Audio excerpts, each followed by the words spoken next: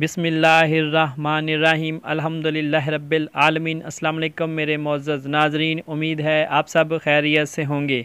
आप देख रहे हैं हमारा यूट्यूब चैनल हिकमत और रूहानियत के राज। नाज़रीन, कौन नहीं जानता कि फल अल्लाह पाक की नेमतों में एक कितनी बड़ी नेमत हैं। ख़ास तौर पर हमारे जिस्म को जिन विटामिन की ज़रूरत होती है वो सब अल्लाह पाक ने फलों में महफूज कर दिए।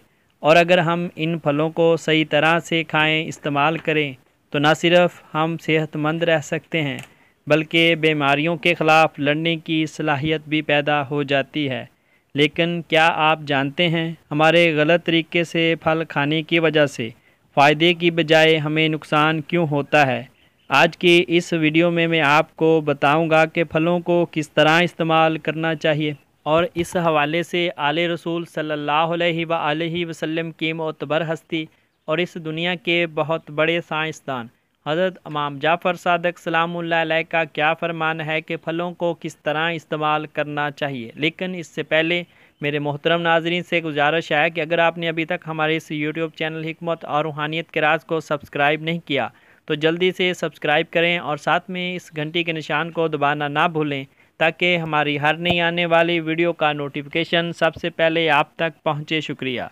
इमाम जाफ़र सादिक़ सलामुल्लाह अलैह ने फरमाया, हर मेवा यानी फल पर जहरीला मादा होता है, लिहाजा इसको खाने से पहले खूब पानी से धो लेना चाहिए। और इस हवाले से आज की मेडिकल साइंस की रिसर्च क्या कहती है। अमूमन दरख्तों पर जो फल होते हैं वो कई माह के बाद पकते हैं।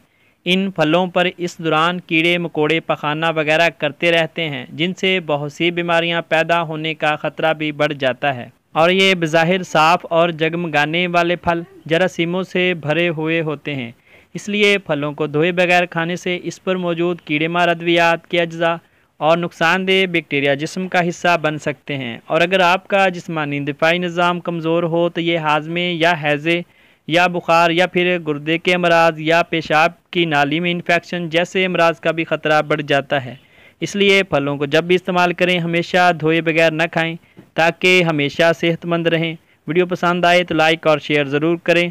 अपने जिस्मानी या रूहानी मसाइल के हल के लिए आप रब्ता कर सकते हैं। फ़ोन नंबर आपको मोबाइल स्क्रीन पर दिखाई दे रहे होंगे। मिलते हैं एक नई वीडियो के साथ, तब तक के लिए मैं अपने मोहतरम नाजरीन से इजाज़त चाहूँगा। अल्लाह हाफिज़।